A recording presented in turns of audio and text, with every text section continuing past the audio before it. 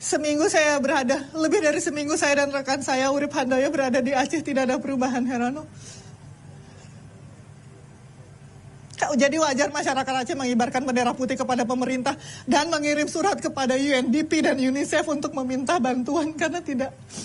Herano, lihat sekali lagi di sebelah sana masih banyak anak-anak yang nggak makan.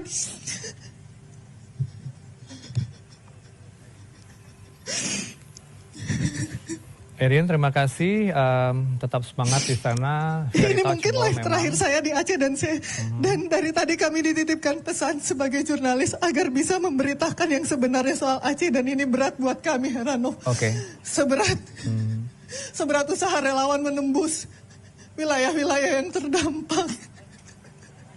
Baik.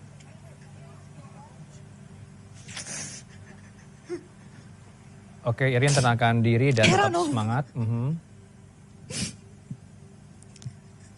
Baik, terima kasih Irin. Saya akan segera berdialog dengan Istana nanti dalam segmen berikutnya untuk menjawab beberapa pertanyaan yang Anda sampaikan. Kenapa pemerintah masih belum minta bantuan ke asing, dan juga bagaimana kemudian nanti respon dari Istana soal banyak titik-titik yang belum terakses hingga kini. Terima kasih Irin, terima kasih untuk laporan Anda dan tetap jaga kesehatan.